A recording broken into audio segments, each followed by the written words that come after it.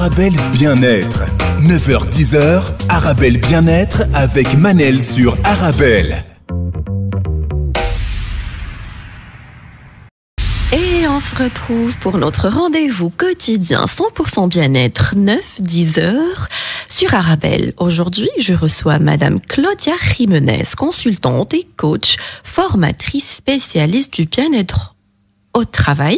Je vous rappelle que vous pouvez nous envoyer vos réactions par SMS au 0488 106 800. Je répète, 0488 106 800. Aujourd'hui, coach Claudia Jiménez va nous expliquer comment mettre en place une bonne dynamique et une bonne qualité de vie en entreprise. Bonjour coach Claudia. Bonjour Manel. Ça va, vous allez bien? Très bien, merci. Je suis contente de vous recevoir aujourd'hui. Écoutez, je suis ravie d'être avec vous et ravie d'être avec vous tous aussi aujourd'hui. Merci beaucoup. Coach Claudia, vous êtes passionnée par l'humain et les mécanismes de fonctionnement en entreprise. Vous accompagnez les personnes vers leur plein potentiel. Vous aidez les organisations à co-construire leurs performances basées sur les talents et le développement humain et organisationnel. Vous organisez aussi des conférences aussi. Pourquoi vous vous intéressez au bien-être en entreprise, coach Claudia? Alors, pourquoi le bien-être en entreprise et pourquoi c'est devenu une passion? D'abord, le bien-être en général, c'est quelque chose d'extrêmement important pour moi. Et puis, comme vous l'avez dit, ça fait maintenant une vingtaine d'années. Donc, je viens du monde du conseil et de la consultance, l'accompagnement des organisations à mettre en place des projets de changement. Et j'ai toujours trouvé extrêmement important, même à une époque où... puisque voilà, je parle d'une époque où les moins de 20 ans ne peuvent pas connaître. L'humain n'a pas été autant au centre de l'intérêt qu'il l'est aujourd'hui. Et j'ai toujours trouvé extrêmement important, outre les outils, le cadre de travail, de tenir compte de la personne, des collaborateurs et de faire en sorte que cet état d'esprit, parce que finalement le bien-être, c'est un état d'esprit, d'harmonie, soit présent. Alors, coach Claudia, pourquoi les entreprises doivent s'intéresser et mettre une politique de bien-être au travail? C'est un effet de mode? Alors, est-ce qu'on peut parler d'effet de mode? Je pense qu'il y a quelques années, avec ce qui s'est passé à France Télécom et autres, oui, c'est devenu à la mode. On s'est intéressé à ce qui se passait en entreprise, on a vu qu'il y avait un mal-être, et donc à un moment, c'est un peu devenu un effet de mode. Aujourd'hui, je pense que c'est vital en entreprise. Vraiment que l'entreprise de demain, et alors quand je dis aujourd'hui, je vous aurais dit ça, Manel, il y a 7 mois, le moment qu'on vit aujourd'hui, s'il y avait un superlatif à vital, je dirais que c'est encore plus que vital. D'accord. Et donc, concrètement, est-ce que c'est pour diminuer l'absentéisme, c'est pour diminuer le stress? Qu'est-ce que ça peut apporter à l'entreprise?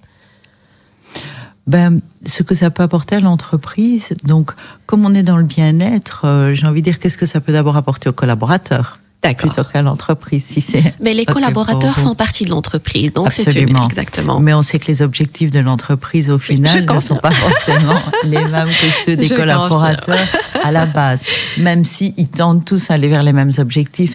Non, mais pour répondre à votre question, ce que ça peut apporter, l'entreprise attend plus d'efficacité, plus de rentabilité. Voilà, ce sont des choses. On est dans le monde de l'entreprise et une politique de bien-être au travail qui tient vraiment compte de l'ensemble des caractéristiques. Je parle du psychosocial, de la sécurité, mais aussi du développement des compétences, de la prise en compte de l'écoute, de ce que les gens disent, de l'appartenance. Tout ça fait en sorte qu'il y a un état d'esprit qui va justement accroître cette rentabilité et cette dynamique que l'entreprise attend aujourd'hui de ses collaborateurs.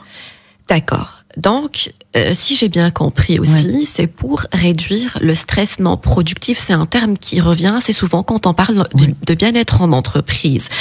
J'ai appris aussi qu'il y a aussi un terme qui veut dire le stress productif. Y a-t-il un stress productif, coach Claudia? Il y a un stress productif. Regardez, par exemple, moi je suis arrivée, sans doute que j'étais un petit peu stressée, donc c'était plutôt un stress productif. Ça m'a donné la petite dose d'adrénaline qui fait que que je vous parle. Et vraiment, très sérieusement, le stress productif, c'est celui-là. C'est le stress qui met en action, qui met juste la dose d'adrénaline qu'il faut.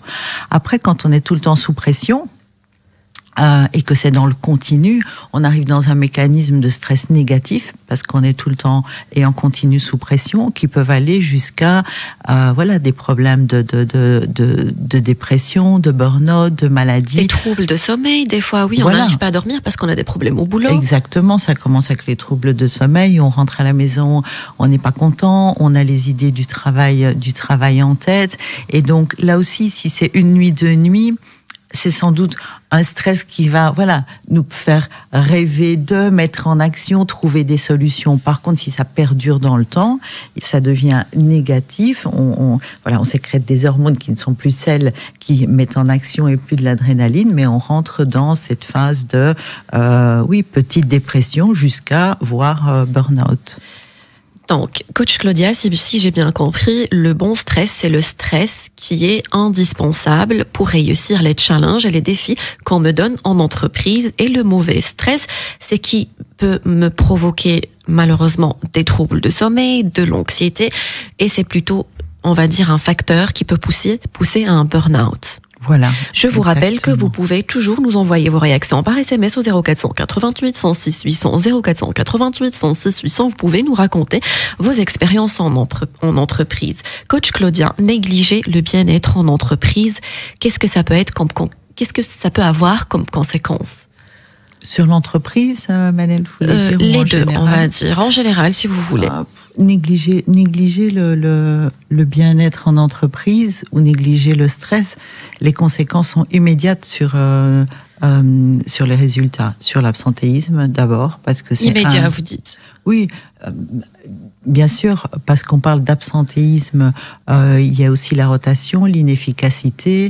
Donc, les réactions au stress chez la personne sont immédiates. On s'éloigne, on est moins productif, on travaille moins en collaboration.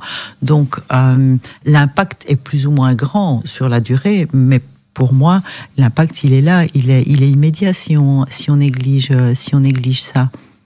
D'accord. La surcharge de travail, coach Claudia, est-ce que je me concentre uniquement sur ce que l'employé me dit, j'ai une surcharge de travail, ou comment mesurer qu'il y a une surcharge de travail?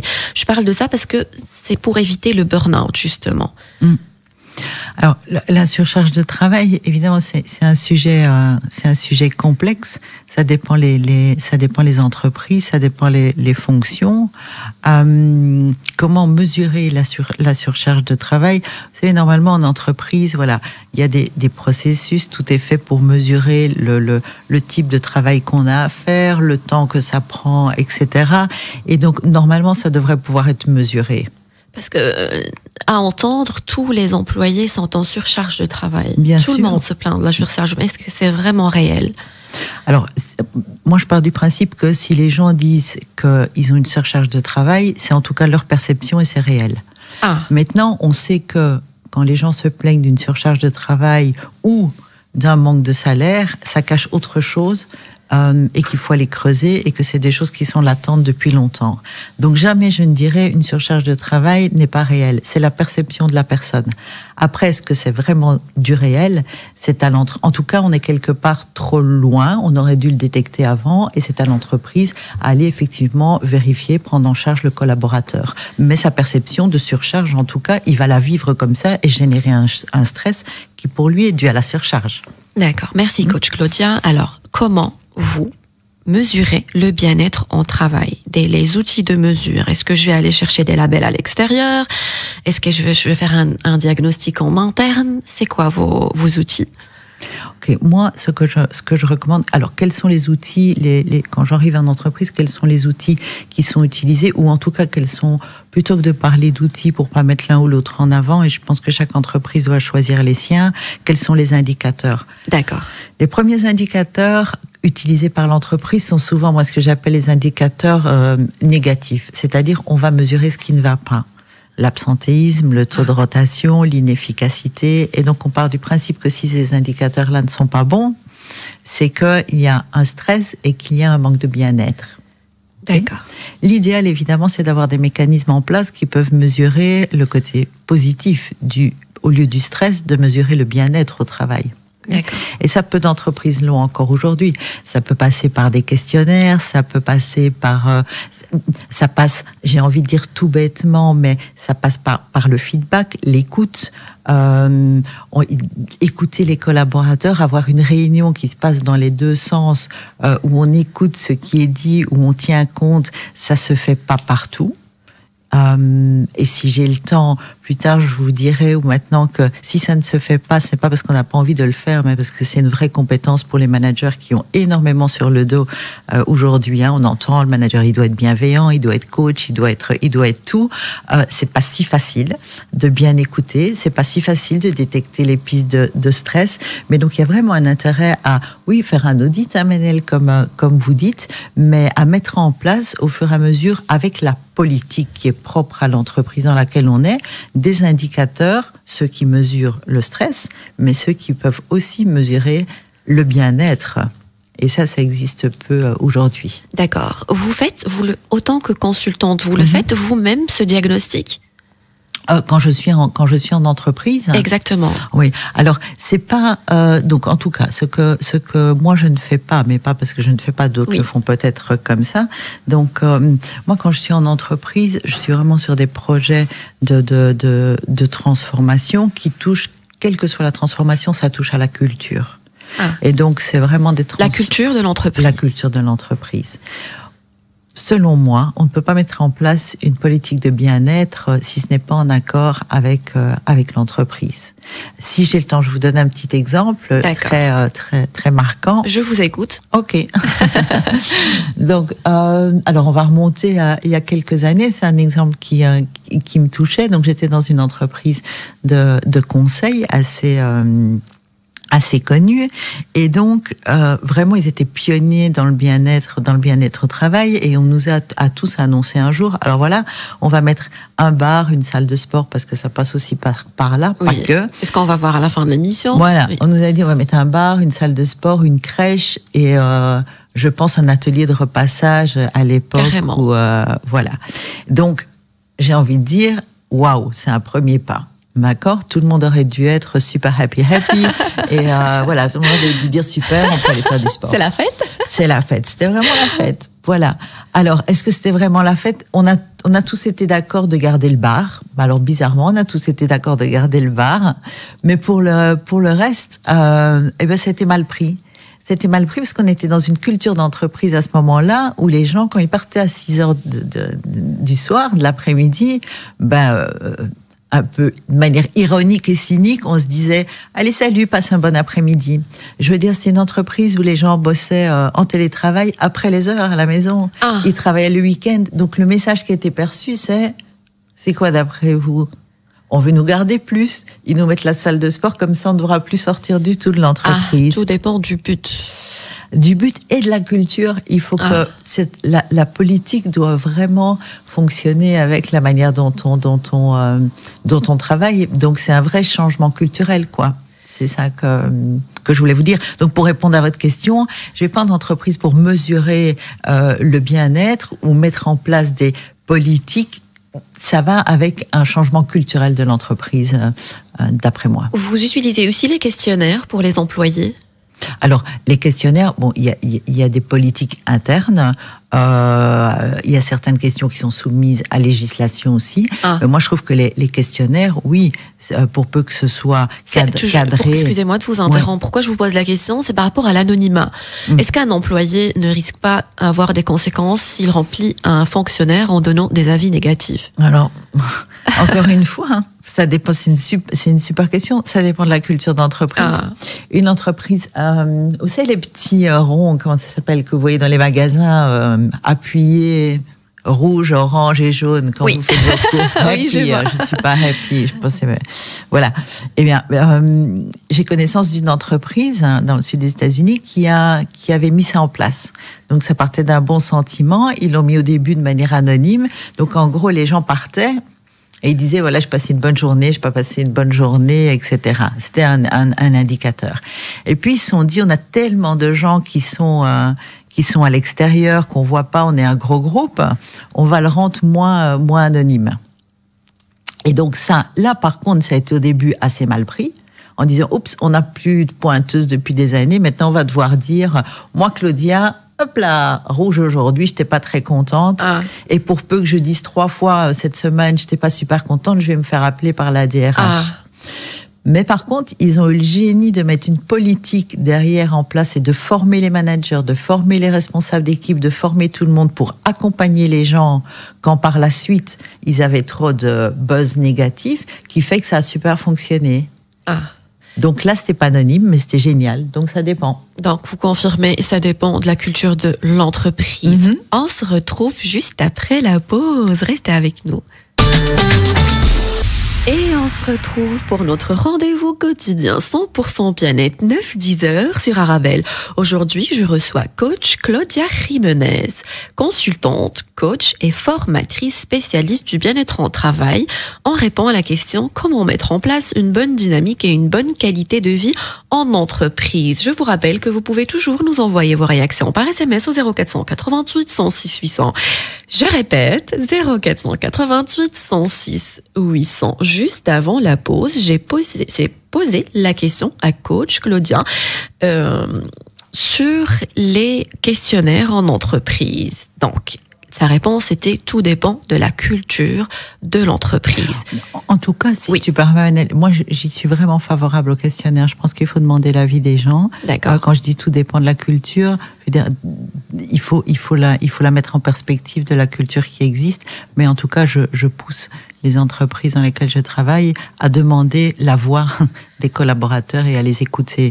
Donc le questionnaire, c'est une excellente chose. S'il est bien encadré, bien utilisé dans son feedback, c'est toujours la même chose. Ouais. Et s'il est anonyme? Il peut être anonyme. Il faut, ce qui fonctionne très bien, c'est de demander aux gens. Il suffit de demander aux gens s'ils sont d'accord ou pas de donner leur nom. Et souvent, il y a des gens qui ont envie de dire c'est moi qui ai donné cette réponse et j'ai envie d'être écouté. Donc, j'ai envie de dire la solution, sauf s'il y a une autre politique ou un cadre légal qui l'interdit. Mais demander simplement, moi je conseillerais de demander aux gens est-ce que vous avez envie, oui ou non, d'être de donner votre nom. C'est en formation, tout ça, c'est la même chose. On dit ça peut être anonyme ou mettez votre nom. Je peux vous assurer que la plupart du temps, les gens ont envie d'être écoutés et mettent plutôt leur nom assez facilement.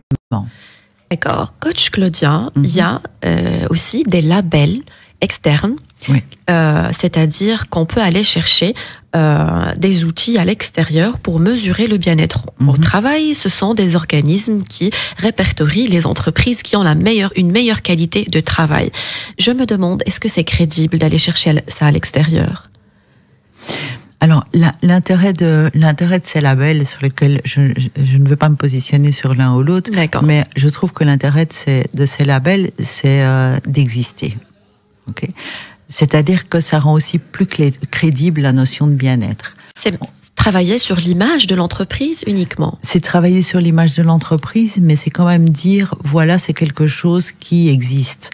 Vous me posiez la question de savoir si c'était vital ou un effet de mode. Le fait d'avoir des labels fait que ça rend ce côté effet de mode il y a quelques années un peu moins effet de mode, quoi. Ça le rend plus crédible. Et donc, ça a l'intérêt d'exister. Maintenant, c'est souvent développé par le secteur social. Je pense qu'il y a encore des choses à faire.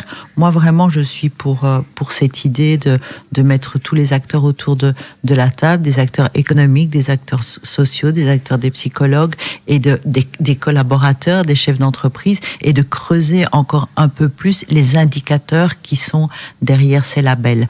Mais vraiment, ils ont l'intérêt d'exister et de dire, bon ben voilà, maintenant le bien-être, c'est quelque chose qui existe, c'est plus une anecdote. Vous, entreprise, vous devez en tenir compte et vous êtes d'une manière reconnue par rapport à ça. Voilà. D'accord. Ce que je dirais là-dessus. D'accord. Merci, coach Claudia. Il y a aussi un indicateur très tangible qu'on peut voir au quotidien dans les entreprises. C'est, par exemple, quand on va quelque part et on regarde la qualité de l'accueil, l'enthousiasme. Est-ce est-ce que c'est un vrai outil aussi pour les entreprises, ou alors des fois par moment on fait la politique de l'Autriche, on voit qu'il n'y a pas assez d'enthousiasme, pas assez de motivation, et on va quand même chercher des outils à l'extérieur, en externe. Et vous pensez à quel genre d'outils? Externe, vous dites? Oui. Justement, les labels, faire appel à un consultant spécialisé. Plutôt que de mesurer ça en externe, en interne, je veux dire. Mesurer ça en interne. Je pense que quand les entreprises font appel à des consultants externes, c'est pour avoir une expertise qui n'ont peut-être pas. 2, je pense que c'est des sujets sur lesquels il est intéressant de prendre du recul, parce qu'on ne voit parfois pas ce qui se passe dans sa propre maison, ou alors on le voit mais on n'arrive pas à l'analyser. On n'a pas forcément... Quand moi je parle d'outils, je parle pas forcément d'outils de mesure ou de questionnaire. C'est aussi une question de compétences parfois. Je l'ai dit, aujourd'hui, à l'heure actuelle, il y a énormément de pression mise sur les managers, par exemple, les responsables d'équipe. On leur demande énormément, en leur disant vous devez être bienveillant, à l'écoute des gens, et leur donner plus d'autonomie. Être bienveillant, donner de l'autonomie, c'est pas, je veux dire, comment est-ce qu'on fait, quoi? C'est pas si facile que ça, c'est pas si simple pour tout le monde, et certainement pour un manager, d'un côté de devoir décider pour les gens, de l'autre côté d'être à l'écoute et devoir être bienveillant. Donc je veux dire, il y a des outils, c'est des choses qui s'apprennent, qui se mettent en place par rapport à des indicateurs de bien-être, mais aussi de performance qu'on va développer. Donc je pense qu'il y a, oui, un réel intérêt à faire appel à l'externe. Former le manager pour mesurer le bien-être au travail, c'est une bonne idée? Moi, je trouve que c'est une excellente idée. Et plus que de le former pour le mesurer, je pense qu'il faut d'abord le former pour anticiper le stress. Et pour... alors, j'avais envie de dire pour assurer le bien-être, mais je pense que c'est pas sa responsabilité. C'est la responsabilité de qui? C'est la responsabilité de tous. D'accord. Politique de bien-être, c'est la responsabilité pour moi de la direction, des collaborateurs, des managements. C'est quelque chose. C'est les gens, quand on pose la question, et il y a des statistiques qui sont là et les labels dont vous parliez, quand on demande aux gens c'est quoi pour vous le bien-être au travail, ils disent pour moi c'est avoir plus de reconnaissance, avoir plus d'autonomie, que mon travail ait du sens et avoir ce sentiment d'appartenance. Okay? Donc si on prend ça en compte, c'est pas quelque chose qu'on peut uniquement demander à l'entreprise. Enfin, on comprend tout de suite que chacun est responsable de son propre bien-être et du bien-être collectif. Donc mettre ça sur le dos, j'ai envie de dire, ou dans les mains, pour faire une image plus positive du manager, bien sûr c'est à lui, mais il doit être équipé pour ça. Il doit vraiment, sinon, voilà, c'est pas lui qui a la responsabilité finale, en tout cas du bien-être pour moi des collaborateurs. D'accord, je vous rappelle que vous pouvez toujours nous envoyer vos réactions par SMS au 0488 106 800. Je répète, 0488 106 800. Coach Claudia, l'indice du travail, l'indice du bien-être au travail, le IBET, et le taux de mal-être, IMET, des collaborateurs. De vrais indicateurs, qu'est-ce que vous en pensez? En tout cas, l'IBET, encore une fois, c'était le premier système de mesure de bien-être. C'est plus un outil de reporting social qui est sur une dizaine de critères, et je ne vais pas rentrer dans les détails ici. En plus, le système même n'est pas de mon expertise, mais là je donnerai la même réponse que pour les labels, c'est-à-dire c'est vraiment le premier système de mesure qui existe. Et vraiment, il permet de mettre en place des plans d'action très, très opérationnels. Est-ce qu'il est efficace à 200 à 300%? Encore une fois, il vient du monde social. Je pense qu'il peut être affiné. On est vraiment au début de la mesure du bien-être au travail. Donc moi, j'ai envie de dire oui, c'est intéressant. Maintenant, c'est comme pour tout, il peut être adapté. Moi, je suis assez contre les choses figées. C'est-à-dire que beaucoup de méthodologies, j'aime bien partir du principe de dire, voilà, la méthodologie existe, des gens ils ont réfléchi. Après, une maison n'est pas l'autre, une personne n'est pas l'autre. Ce que vous voulez mettre en place ici ne va pas forcément fonctionner ailleurs. Donc, servez-vous de ce qui existe parce qu'il y a des gens compétents qui ont réfléchi à une méthode, à ce qu'il y a derrière, et puis adaptez-le à votre organisation. Faites en sorte d'avoir quelque chose qui va vous donner non pas des mesures standards, mais des mesures qui vont répondre aux propres besoins de votre organisation. Merci, coach Claudia. Vous arrivez quelque part et vous faites un diagnostic, vous remarquez qu'il y a des collaborateurs ou des employés découragés. Oui. D'accord. Le découragement aussi, c'est contagieux. Que faire? Alors, si je remarque qu'ils sont découragés, vous parliez de l'accueil tout à l'heure. Donc, qu'est-ce qu'on peut faire dans ces cas-là? D'abord, comment est-ce qu'on le remarque? Et qu'est-ce que ça veut dire décourager? Finalement, dans cette question, il y a beaucoup de questions. Je vous écoute. J'ai pas dit que j'avais beaucoup de réponses, j'ai dit qu'il y avait beaucoup de questions. C'est pas la même chose. Donc, mais décourager, c'est un vaste terme, hein, mais si je comprends bien la question, on est sur la démotivation, quoi. Oui, exactement. Bon, j'arrive dans une entreprise, le responsable de l'entreprise me dit, bon ben voilà, chez nous, à peu près tout le monde est démotivé, je sais pas ce qui se passe. Bon, alors, évidemment, ça arrive rarement que quand j'arrive, on me dit tout le monde est démotivé. Parce que la démotivation, quelque part, c'est aussi dire on a failli, c'est un échec et donc nos employés sont démotivés. Donc, ce qu'on me dit plutôt, c'est on a manque de rentabilité, d'efficacité. D'accord. Pourquoi ? On a moins envie d'entendre, c'est parce que tout le monde est démotivé, ça aussi. Donc, il y a des étapes entre peut-être ce que je constate et même le constat. Après, quand on fait l'audit, il y a ce que les gens disent. On en a parlé tout à l'heure. Hein, voilà, je suis démotivée, j'ai trop de travail, ça revient, mais c'est le premier facteur, ça revient tout le temps. Et puis, je vous dis, quand on creuse et qu'on fait une véritable analyse, on se rend compte que, oui, les gens manquent d'autonomie. Qu'est-ce que ça veut dire l'autonomie? Ça veut dire qu'aujourd'hui, j'ai autonomie zéro. C'est-à-dire que pour la moindre des choses, alors, c'est rare que ça existe, mais j'ai autonomie zéro. Tout ce que je fais est soumis à contrôle ou à approbation de quelqu'un. Okay? Ça me prend un temps fou. Ce qui veut dire que j'ai l'impression que pour déplacer ce bic, que je pourrais déplacer en 1 minute, ça me prend 3 heures. Traduction, j'ai trop de travail, je finis la journée sur les genoux. Et finalement, parce que vraiment c'est le critère qui revient, j'ai trop de travail, en premier en tout cas. Et voilà, ça peut être un manque d'autonomie. Et donc alors il faut travailler sur l'autonomie. Ça peut être un manque de reconnaissance. Je suis noyée au sein d'une équipe, on est en télétravail aujourd'hui. Donc tout le monde était hyper content d'être en télétravail au moment du confinement.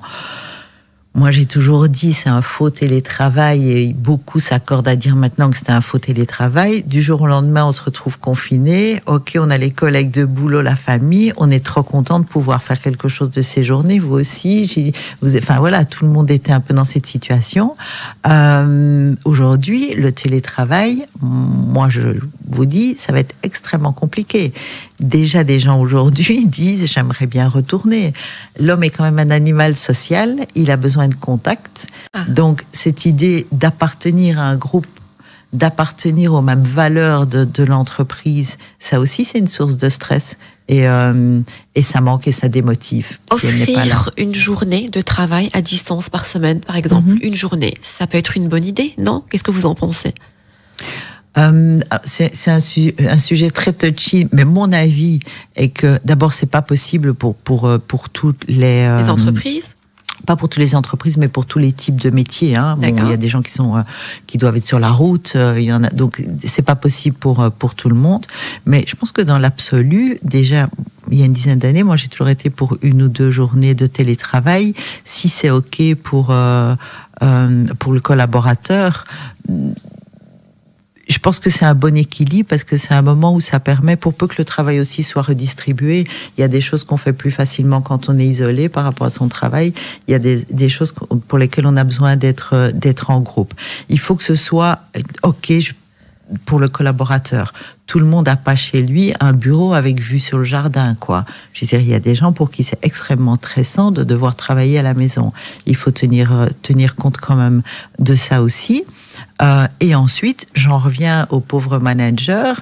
Il doit quand même faire en sorte d'être là pour rassembler ses équipes, le fameux sens dont les gens parlent comme première source de stress et d'appartenance. On peut être extrêmement vite isolé, quoi, en travaillant à la maison. Donc moi, je dis oui, mais ça ne se fait pas. Le confinement est un mauvais exemple. Ça ne se fait pas d'un coup de baguette magique. Et je ne parle même pas du cadre légal, mais je suis pour. Mais ça doit se préparer hier. Hier, j'aurais une question par rapport à la récompense, mais je vais vous la poser juste après la pause, si vous permettez, coach Claudia. Restez avec nous. Merci beaucoup. Et on se retrouve pour notre rendez-vous quotidien 100% bien-être 9-10 heures sur Arabelle. Aujourd'hui, je reçois coach Claudia Jiménez, consultante, coach et formatrice. On parle où on est en train de répondre à la question comment mettre en place une bonne dynamique et une bonne qualité de vie en entreprise. Je vous rappelle que vous pouvez toujours nous envoyer vos messages par SMS au 0488 106 800. Je répète, 0488 106 800. Je tiens à remercier Anis pour la énième fois. Anis en régie. Avec lui, je réalise l'importance d'avoir un collègue positif qui est toujours là pour nous. Merci infiniment. Et je confirme, vraiment. Il était aussi là pour vous tout à l'heure. Il était là pour moi, il m'a accueilli dans le garage. Donc, merci. Je remercie vraiment Anis. Merci du fond du cœur, Anis. Très, très belle personne. Coach Claudia, j'ai reçu une remarque par SMS. Je vais vous la lire si vous voulez bien la commenter. Bonjour, le bien-être n'existe pas chez l'employeur car il veut la rapidité et la productivité. Il a marqué est égal le stress, merci. D'accord. Donc c'est pas une question, c'est une affirmation. Voilà. Que je réagisse. C'est une remarque. En tout cas, si on ajoute n'existe pas chez tous les employeurs, je suis d'accord avec cette personne. D'abord, je la remercie pour son intervention. Ça me permet de dire quelque chose d'important parce qu'il touche un point extrêmement important. Il y a une conscience, voilà, de plus en plus, il y a cette prise de conscience chez les employeurs. Je pense qu'avec ce qui s'est passé, avec la crise, la manière dont on va devoir travailler derrière, il faudra d'une manière ou d'une autre que l'employeur prenne ça en considération. Maintenant, ça coûte de l'argent et cette personne a raison. C'est pas la priorité. De tout le monde. De tout le monde. Je me battrai avec mon... J'irai avec mon bâton de pèlerin par-dessous. Mais c'est presque une bagarre avec moi-même, en tout cas. Un défi, on va dire. Un défi, voilà. Non, mais ça rejoint alors ce qui est dit, pour dire que c'est important. Et dès qu'on me parle, c'est pour ça, vous m'avez posé je ne sais plus la question tout à l'heure où je vous ai dit, mais pour les entreprises, c'est d'abord rentabilité. Et c'est rare qu'on vienne chez moi en me disant, voilà, est-ce qu'on peut implémenter quelque chose pour le bien-être au travail? Non, généralement, c'est plus de rentabilité, cette personne a raison, plus d'efficacité, plus de qualité. Il y a des choses qui ne vont pas, d'où ça vient. Et sort de là qu'une partie, c'est le bien-être, pour en faire un résumé, des collaborateurs ou d'un département ou ci ou ça. Et donc, ce que j'explique à chaque fois, c'est que quoi qu'il se passe dans l'entreprise, qu'on touche au processus, qu'on touche au temps de travail, qu'on touche aux machines, enfin, quoi qu'il soit changé dans l'entreprise, finalement, ça touche les gens et ça touche l'aspect culturel, donc ça touche ce fameux bien-être, ça touche ces fameuses notions d'autonomie, d'appartenance, d'avoir du sens. Donc, c'est vrai, peu le prennent comme une priorité, mais de plus en plus, parce que je veux avoir ce message positif. Mais voilà. D'accord. Bonjour mesdames, très jolie émission et riche en apprentissage. Au top Manuel, je vous remercie beaucoup Manuel, j'espère que vous allez bien. Coach Claudia, il y a aussi la politique de la récompense et de la sanction dans certaines entreprises. Oui. J'avoue que personnellement, je me dis que c'est comme si je suis en train de me comporter avec mes employés comme des enfants. Qu'est-ce que vous en pensez ? Alors, D'abord, je pense que même avec les enfants, c'est pas forcément la meilleure politique à adopter. C'est un autre sujet, mais bon, voilà, ça part déjà de là. Donc, je pense que comme ça, j'ai pratiquement tout dit. Hein. Je lisais début de semaine sur les réseaux sociaux une entreprise qui avait offert. Donc les gens sont en télétravail. Il y avait un poste, ils avaient offert aux employés un dîner pizza le midi à la maison, livré à la maison. Et donc les employés étaient pendant l'heure du midi tous ensemble avec leur pizza offerte par l'employeur. Et le poste taguait, voilà, en récompense au travail de... Donc voilà, l'employeur prenait ça vraiment comme une récompense. Alors, je ne suis pas sûre que 100% des personnes qui étaient à la maison, qui ont reçu la pizza en disant, voilà, c'est une pizza en récompense au fait que vous allez devoir travailler pendant l'heure du midi derrière votre écran, soit pris comme une vraie récompense. C'est toujours ça, quoi. Donc, voilà, moi, je suis favorable à la reconnaissance, et elle peut être chiffrée, hein, elle peut être qualitative. Donc, la bonne forme de reconnaissance avec les bonnes personnes, l'idée de récompense et si pas punition ou autre, je vous dis, même avec les enfants, je pense pas que ce soit l'idéal. D'accord, bien compris. Très intéressant ce que vous avez dit. Et coach Claudia, Google, par exemple, offre 20% de temps libre à ses employés pour travailler sur leurs projets personnels. Est-ce que c'est applicable en Belgique et est-ce que c'est une bonne méthode pour, on va dire, favoriser le bien-être au travail? D'offrir du temps libre pendant les heures de travail. Pendant les heures de travail, effectivement. Bon, vous m'avez posé la question qu'il ne fallait pas poser. Dites-moi. Je vais donner la réponse qu'il ne faut pas donner. J'adore.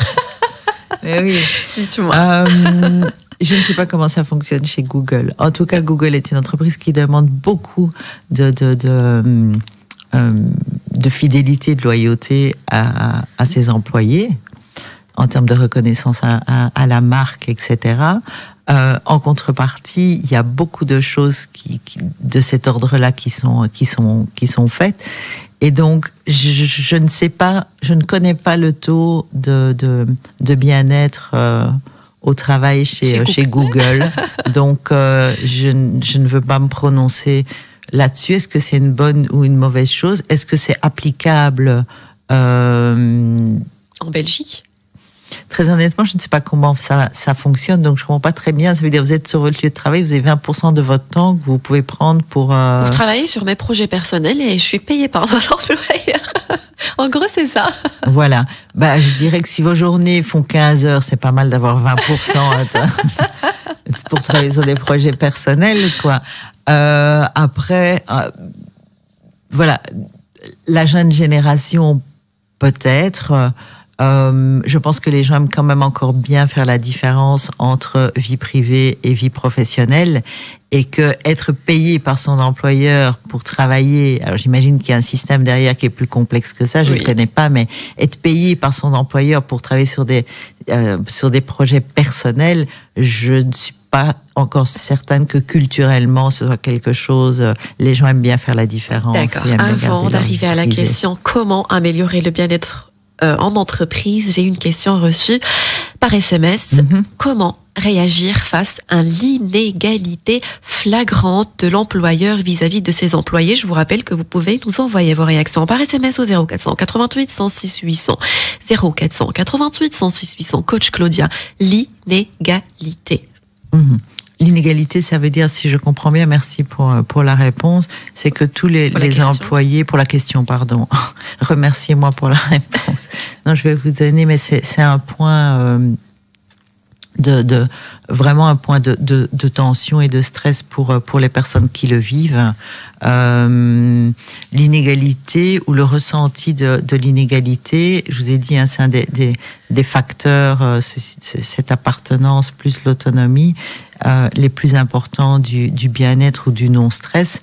Comment réagir?